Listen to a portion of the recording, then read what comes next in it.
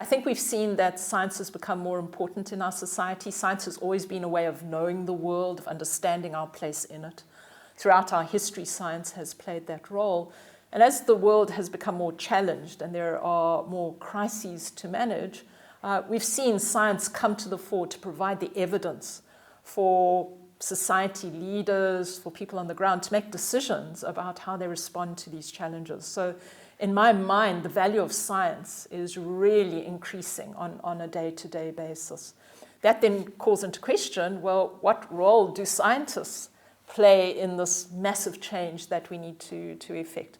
Obviously, they have to focus on the science. They have to make sure that there's good science, reliable science, that science is responsive to the needs of society. But I've also heard people say, well, scientists need to come out of their labs, out of the field. They need to become activists in society to ensure that message, that evidence crosses over into the decision-making arena, into society.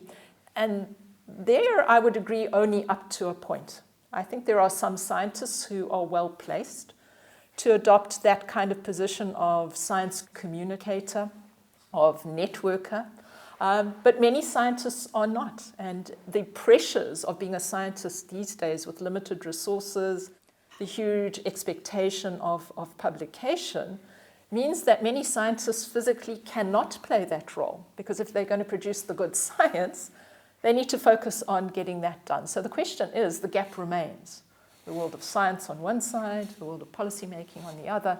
And I'm a very strong advocate for a cohort of people who are not often recognized, who I believe are important and powerful motivators of change. And I refer to them as boundary people. They are people who are capable of talking to both sides. They are capable of talking to and understanding the scientists, and they're capable of talking to and understanding the policymakers. And they become the conduit by which information moves through the system. So, for example, if I think about my local government work, I know for a fact my mayor, my leadership is not going to read the Working Group 2 report that has come out. It's in total 4,000 pages. They simply don't have the time for it. But they do need to know what that science says, and they need someone to read that science who understands the context that they're working in. And that's where someone like myself comes on board. I trained as a scientist. I work in policy. I'm capable of taking that science, that good science, and converting it into language and examples that policymakers and politicians can pick up on and take into their next council meeting and use in their decision making. And that, for me, is the greatest concern. I don't think we should expect the scientific community to suddenly become media stars, to become great communicators across the board. Certainly, there's work to be done in improving science communication. But I think the real answer lies in building a community of boundary people, people who have the ability to span these two universes, to connect them efficiently and accurately, and provide a two-way flow of information. Because just as much as science needs to move into the world of policy and practice, I can tell you an even more important need is for the knowledge that practitioners and policymakers hold to move back into the world of science to inform research. And that is a very tortured pathway currently, and it's not easily facilitated.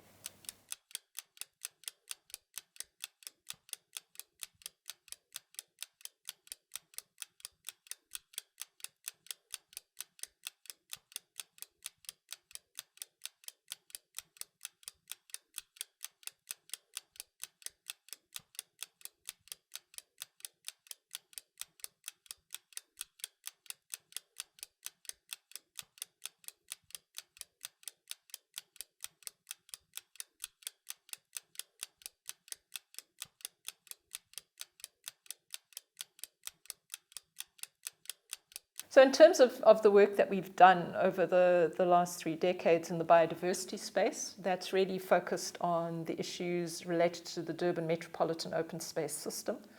So that's an interconnected system of natural areas which are geared to protect and manage the global biodiversity of the city. And that amounts to about 30% of the land area in the metropolitan region. So it really responds well to the new challenges that science is offering to the policy environment of protecting 30 to 50% of our natural ecosystems. Durban's been doing this for the last 3 decades. But to manage and protect biodiversity at that scale of that importance, a lot of our work has focused in on changing town planning processes to allow the open space plan to be brought into the town planning system. We've done it in the form of an overlay, so we were the first city to bring in the open space system into the town planning scheme. It's meant legally defending that process because landowners didn't particularly like the idea that suddenly, when they proposed development, that strong environmental considerations would be a filter in that assessment. So we've gone and we've defended those plans in the High Court and won, and we've set precedents in terms of the legal position in the country around the role of local government in dealing with environment. We've also engaged in large-scale land management programs, because it's one thing to say we're going to protect this area, but you need to manage our ecosystems. They are dependent on fire.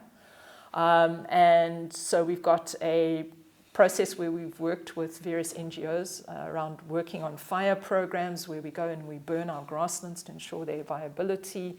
We've also got strong alien plant clearing mechanisms to remove the alien plants. We're a port city, and so we're a place where many species from around the world tend to land, and they undermine the resilience of our ecosystems. And we do this because in our city, the valuable ecosystem services that come from that biodiversity often meet the basic needs of the very poor. So they're critical in improving our climate change adaptation in terms of the ability to reduce flooding, deal with temperatures, etc. But very often, particularly in our rural communities, our natural ecosystems are better service providers than local government is. And so these systems are important globally, but they're also important locally to sustainability and resilience. So a lot of our work is focused in on that open space system and the new systematic conservation planning, which is informed by science, which decides where the lines are, finding effective ways of managing the land that also creates employment opportunities for poor communities at scale, and is allied with other interventions such as creating food gardens and so on in local communities. So quite a diverse portfolio. In terms of the climate change space, there we were early leaders in terms of suggesting that climate change adaptation was a critical area of activity for local government. A lot of that work initially focused on ecosystem-based adaptation, so understanding how that important biodiversity increased our adaptive capacity, but that's since broadened now to embrace strong mitigation commitments, the development of a embracing strategy for the city, which has various sectoral commitments in terms of climate change adaptation and mitigation, which is binding on the city, which has involved also setting up political mechanisms. So there's a political committee of politicians responsible for dealing with climate change, technical committees. So you get your institutional structures in the right place so that you mainstream the climate change debate within the day-to-day work of the municipality. And that's meant, working with our engineers, bringing the science forward, having discussions about what it might mean for sea level rise, or what it might mean in terms of the floodlines of the cities, and creating those partnerships that allows the science to inform policy making and things like setback lines and so on. So a very diverse portfolio of actions, which is what you expect at local government, because we have to touch everything.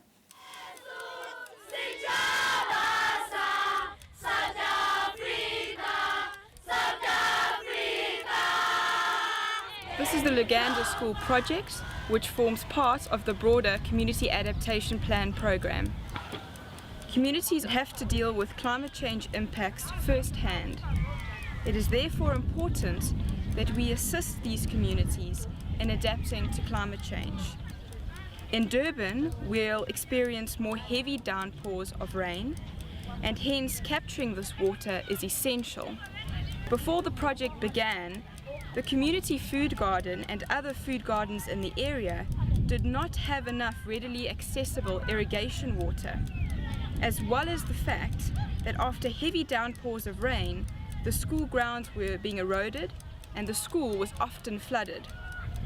As you can now see, school banks have been stabilised with indigenous plants and vetiver grass. The school grounds have been improved with a dedicated playing area for the school children. Stormwater has been redirected, and this has reduced the flooding of the lower school building. The storage capacity of the rainwater harvesting tanks has been increased, and thus community members now have more than enough water for irrigation of the community food garden and other community gardens. Here at the Laganda School we also have a pyramid food garden, so it's about reusing old tyres to grow food crops in the actual tyres themselves. So it's about reuse and also about food crops. And you can see the shape, which is a pyramid shape, allows water conservation. So you essentially pour water in from the top and it percolates right through to all the crop species. So we've got a food garden, we're recycling tyres, and we're also conserving water. Durban was one of the very few cities in the world that led its climate change response work with adaptation as the priority. The global urban community was leading with mitigation work, and in many ways, prioritizing adaptation was seen as a bit of a heresy, as giving up on mitigation. But adaptation was the appropriate response and start of the climate conversation in the Durban context. And we took the time because myself and the team I built around me, we're all practitioner scientists. So that word got out because we spoke to our fellow practitioners in our local networks, in the international networks about the work that we were doing, and challenged people to think about adaptation as an important contribution within the climate change response at the city level. And that led to a new conversation really opening in local government at COP17, which was hosted in Durban, where the Durban Adaptation Charter emerged from that work. But we're also mindful of the fact that because policymakers are seeing the need for more evidence-based decision-making, that we needed our experience to also move into the scientific realm. And so we become very interesting hybrids in terms of being local government officials who are in the trenches doing the hard work, committing to the perspiration that's necessary, but we're also putting that learning into the peer-reviewed press so that it can be disseminated back into the realm of research and science and inform the assessments, which then inform the international policy negotiations. So literally through our work, we span local action, local dissemination of that information, but we also push it out into the international environment. And so we've been able to span those scales in a way that I think few other local governments of our scale and with our resources have done. And we've done that successfully and have led often in many of these conversations. And that's applied in our biodiversity work, it's applied in our climate change work. But behind it lies a lot of hard work because local government officials are not paid to write scientific papers. And so that's work you have to do after hours and in weekends. So it requires a high level of commitment from the local government team to span those scales. Somebody,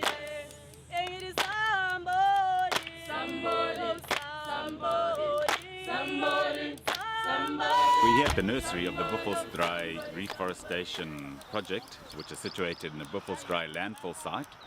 And this project was initiated as an offset project for the FIFA 2010 World Cup. The carbon footprint that was generated by hosting the FIFA 2010 World Cup had to be offset, and this is one of the offset mechanisms where the buffer zone around the Buffelsdraai landfill is being reforested with locally indigenous tree species. This is a very interesting project because it restores what was sugarcane fields into naturally occurring indigenous forest. And at the same time it has real human benefits as well. The communities living around this area, generally there's a low employment levels and high poverty levels, and they're using local community members to do the work. So it's social upliftment, and in reforesting the landfill site we are restoring ecosystem services like water quality and quantity to the benefit of local communities. Okay, you can see behind us is a little bit of the planting of the trees that the guys have brought down from the nursery. We also do some alien plant control. If there are alien plants that are growing in amongst the areas here, we'll clear those out, and the guys will come back again and also clear out the alien plants again. And the holes will be dug beforehand. They'll come down here, place a tree next to each hole, and then a team will move through quite quickly and get those trees into the ground before they move to their next area.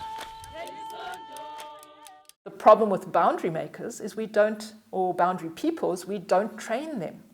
You don't go to university and be trained to be a boundary person. You're trained to be a scientist or someone who specializes in the social sciences. No one teaches you the bridging skills that are necessary. And there are some people who are particularly well suited to that. And so for me, the particular challenge is not about getting science to be activists, but in fact focusing on creating more boundary people who can expedite the movement of information between these two communities. And very often that communication doesn't need to be at the global level.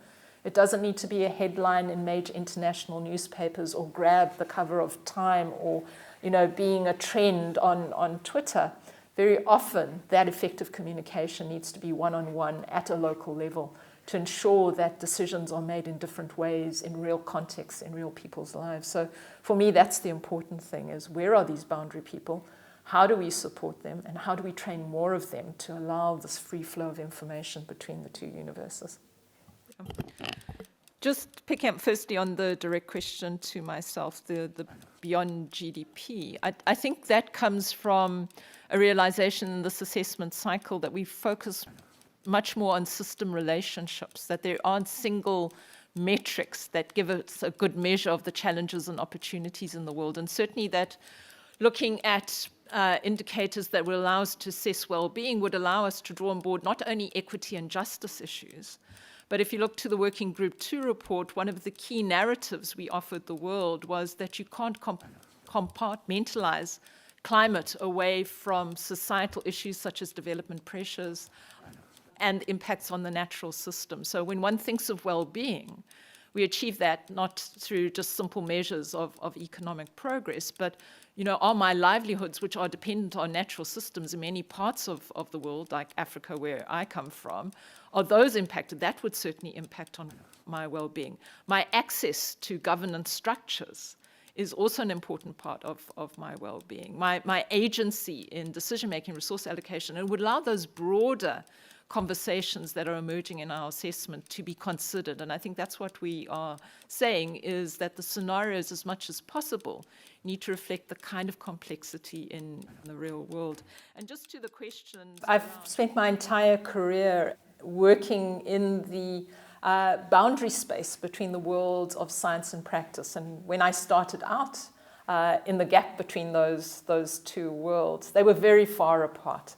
I can recall that when I decided to leave academia, when the country moved to democracy to join local government, that my academic colleagues cautioned me that I was about to destroy my scientific career. I received the same caution from my practitioner colleagues when I decided to become involved in global scientific assessment processes, that I would lose credibility as a practitioner.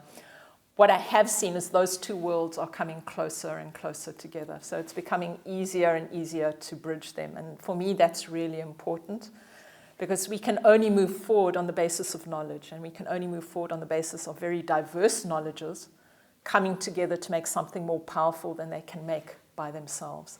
And that excites me. I see the gap that was quite wide when I started out increasingly narrowing. They're certainly not entirely integrated yet, but they are becoming narrow. It's becoming easier to move information between those two worlds, to generate value add in the movement of knowledge between those two worlds.